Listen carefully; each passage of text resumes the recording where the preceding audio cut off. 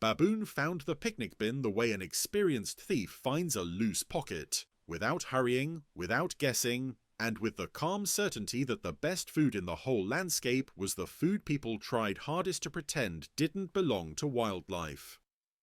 The picnic site sat on a bluff above the river, where the trees opened into a patch of trimmed grass and stone tables that looked like they'd been dragged there decades ago and then forgotten. On weekends it filled with families and coolers and the sweet smoke of charcoal.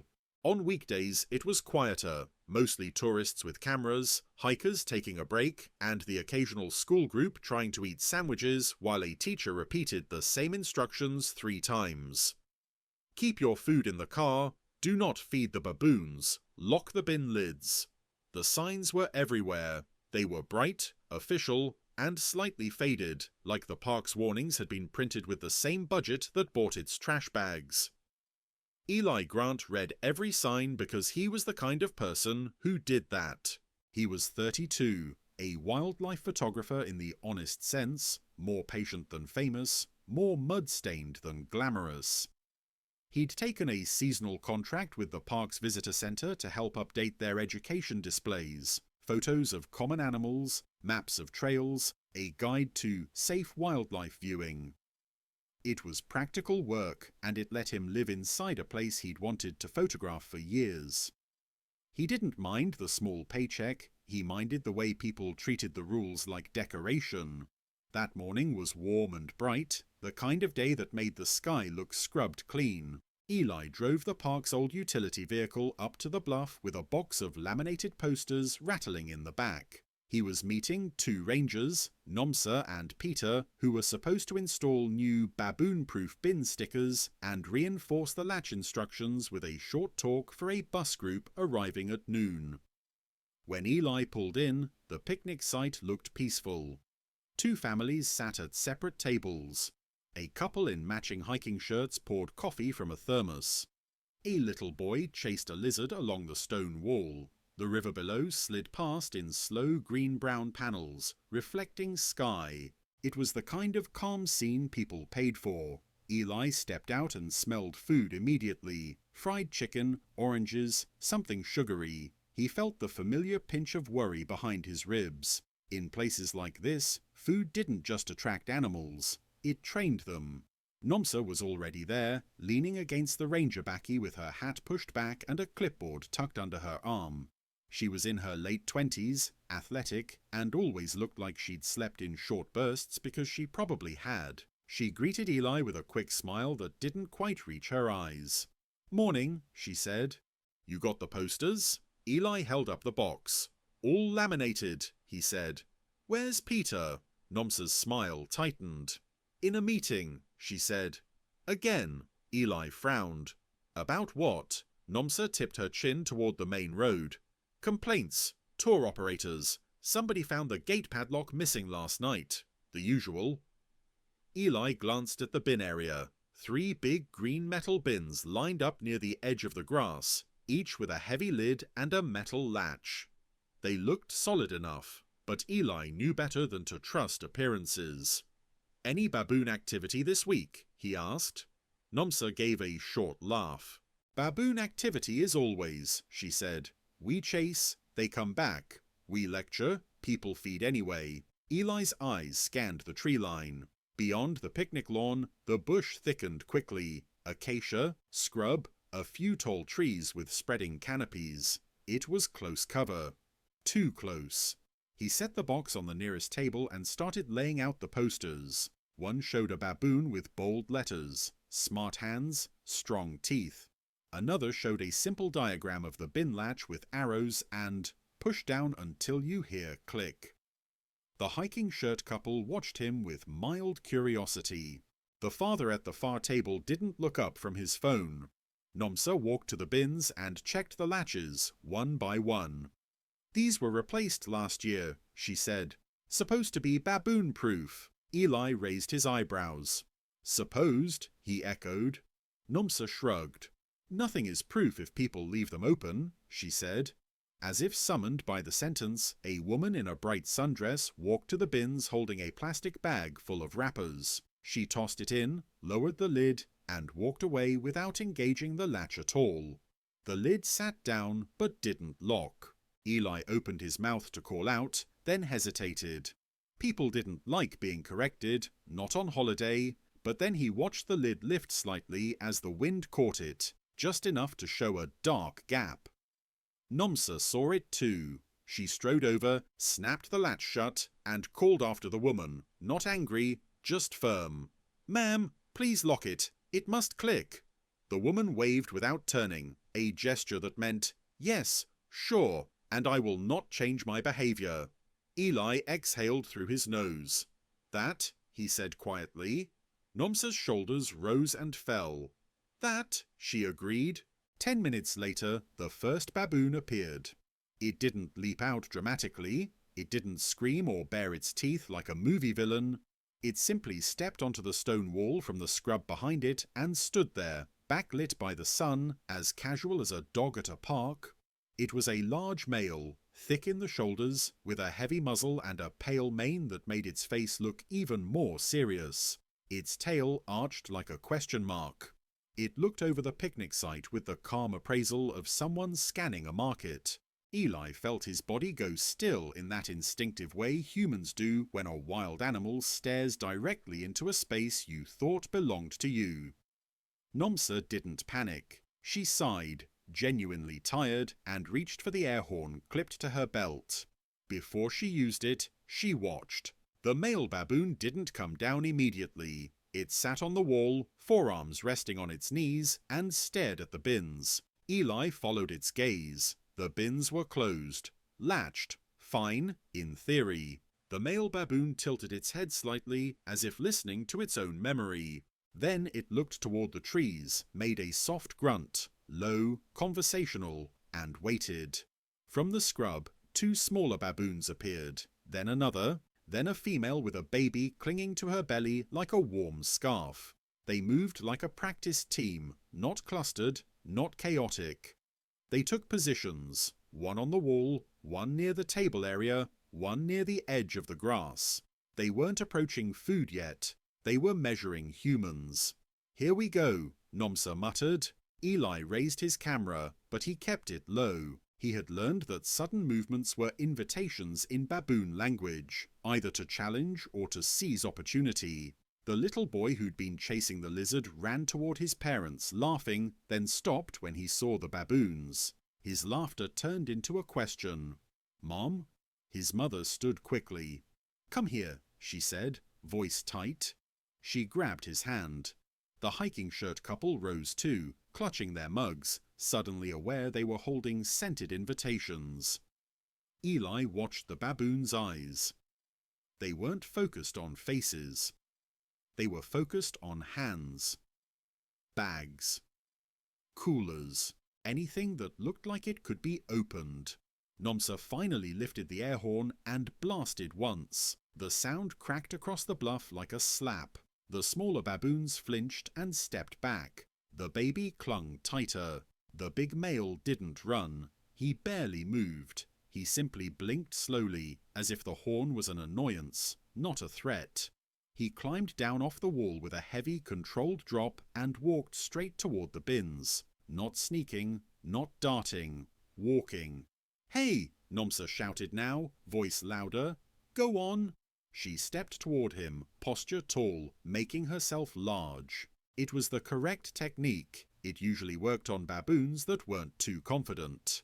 The male baboon stopped 4 feet from the bins and looked at her. His expression didn't change. He wasn't angry. He wasn't afraid. He looked patient. Eli felt an unpleasant respect. This was not a baboon improvising. This was a baboon executing a plan it already knew. Nomsa took another step and lifted the horn again. The male baboon didn't retreat. He turned his head slightly, eyes flicking toward the picnic tables where the families had stood up and gathered their things in a small panic. His nostrils flared. He could smell fear and food at the same time. Then, without warning and with startling speed, one of the smaller baboons sprinted behind Nomsa, leapt onto the nearest table, grabbed a loaf of bread, and vanished back toward the scrub in 2 seconds flat. The father shouted, The mother gasped. The little boy cried out in outrage more than fear.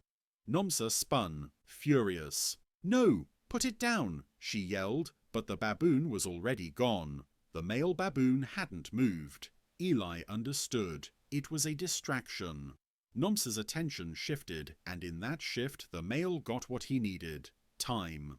He reached for the bin latch. His fingers were dark and dexterous, nails short but strong. He hooked them under the metal flap and lifted, testing the mechanism the way a locksmith tests a tumbler.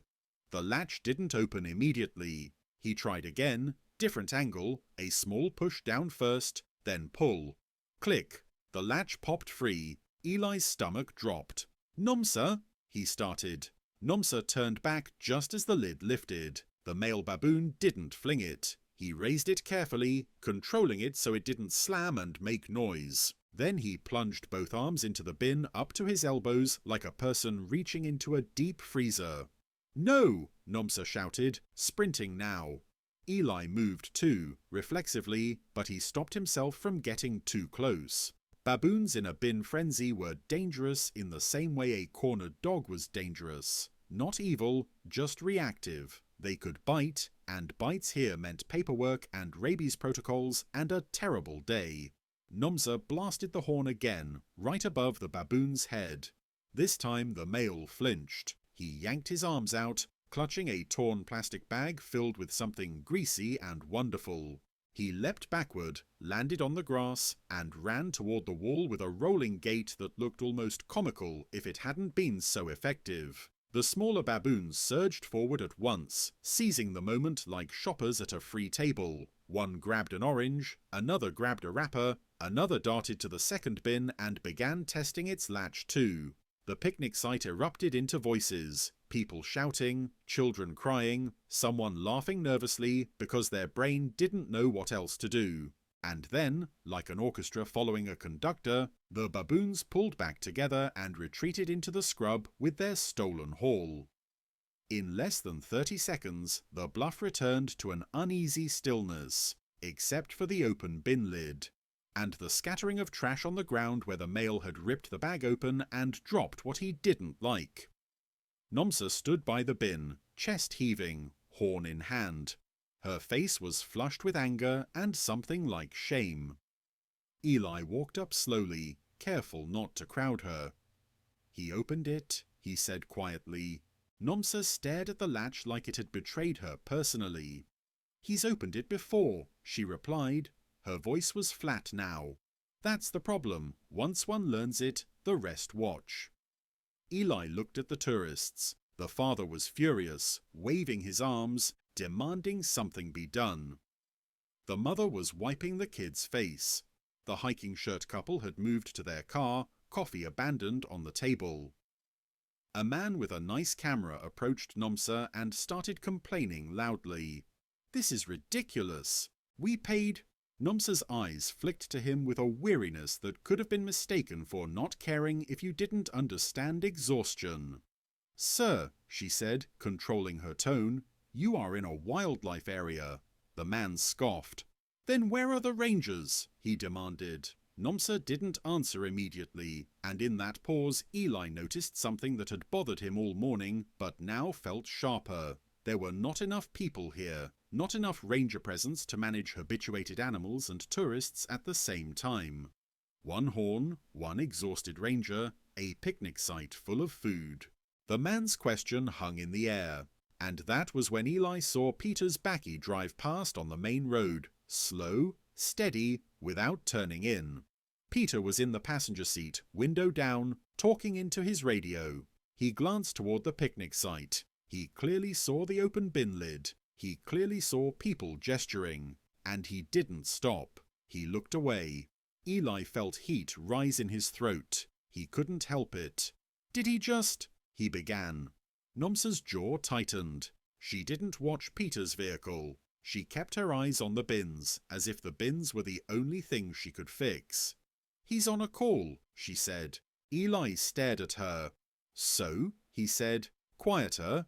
Nomsa finally looked at him, and her eyes were tired in a way that made anger feel small.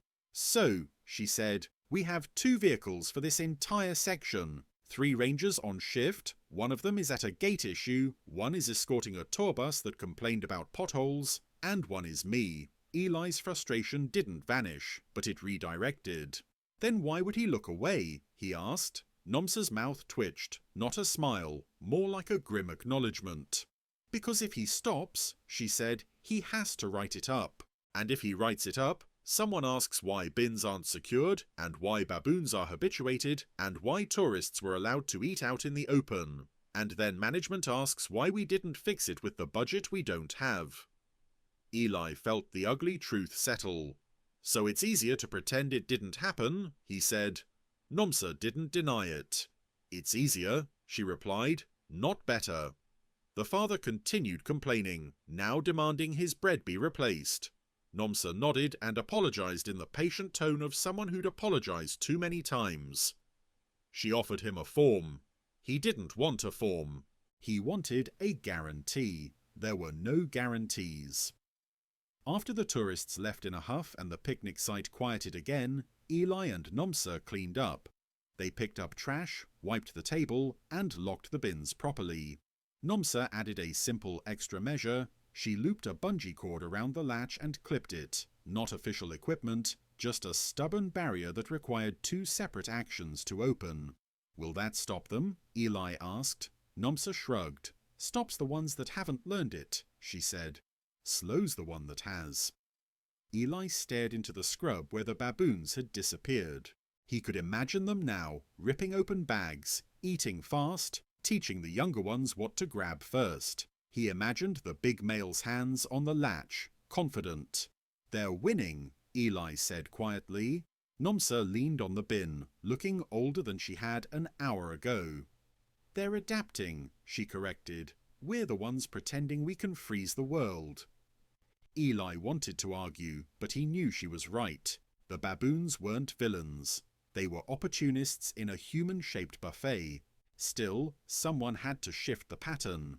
Later that afternoon, a school group arrived. 2 minibuses, a dozen children, 3 teachers. They poured out with bright voices and snack packs, and the excited chaos of kids in a wild place. Eli's stomach tightened automatically. Nomsa stepped forward before the teachers could even herd them to the tables. "Hi!" she called, loud and cheerful enough to get attention. "Before you eat, every bag stays closed. Every crumb goes back in your bag. No snacks out in the open." A teacher nodded quickly. "Yes, yes," she said, trying to sound confident. Eli saw the way some kids already had chips in their hands. Nomsa didn't wait. She raised the air horn, not to blast, just to show it. The children's eyes widened. Suddenly, they listened.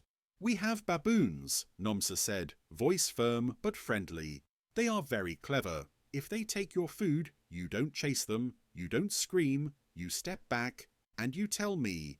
The kids murmured, a mix of fear and fascination. Eli added, because he'd learned education needed images.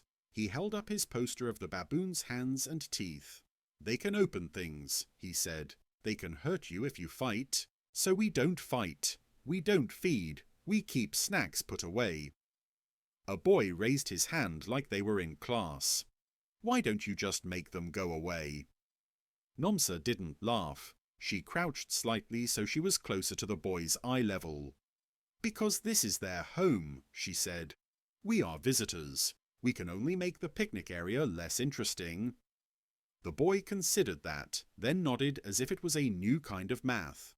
The group ate quickly, and, because kids could follow rules when the rules were simple and enforced, there were no loose crumbs, no chips left on tables, no open bins. For an hour, the picnic site stayed calm. Then, toward late afternoon, the big male baboon returned. Eli saw him first, on the wall again, sitting like he owned the place. He watched the school group with careful eyes. He didn't rush. He waited for weakness. There wasn't any. Nomsa stood where the baboon could see her and lifted the horn slightly as a reminder. She didn't blast it. She didn't escalate. She just made it clear that this time humans were present and coordinated. The male baboon stared at her for a long moment. Then, with a small huff that looked almost like annoyance, he dropped off the wall and walked along the edge of the scrub, searching for an easier target. He didn't find one. He left. Eli felt a small, fragile relief. Not victory, just proof that patterns could be changed, at least temporarily, by consistent human behavior. When the school group departed, Nomsa leaned against the bin again, tired but slightly less defeated. "See," she said to Eli. "No reward, no rush." Eli nodded. "So the answer is, more ranger presents," he said, half statement, half wish. Nomsa's smile returned, dry. "The answer is money," she said, "and staffing, and bins that actually lock, and tourists that read signs, and management that admits there's a problem." Eli watched Peter's bakkie pass on the road again. This time it slowed. Peter glanced toward the picnic site, saw everything calm, and kept going. He looked away again, but now, Eli thought, it looked less like denial and more like relief. That evening, Eli stayed late and walked down to the river overlook alone.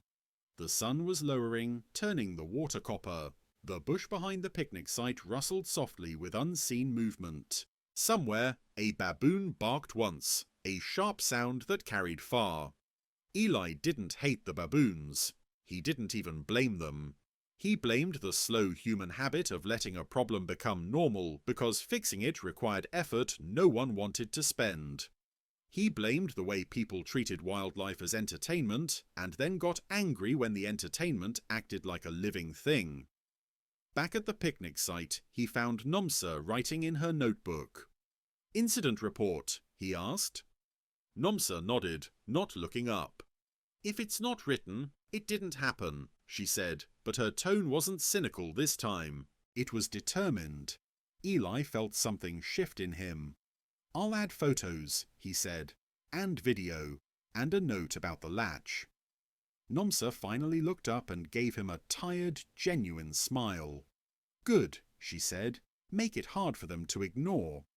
Because that was the real struggle. Not baboons versus bins, not tourists versus warnings, not even rangers versus clever hands. It was reality versus the human urge to look away. And on days when the baboon found the picnic bin and the rangers looked away, the baboon didn't become smarter overnight. It simply used what was offered, learned what worked, and carried that lesson into the next morning. The only way to change the story was for the humans to stop looking away first.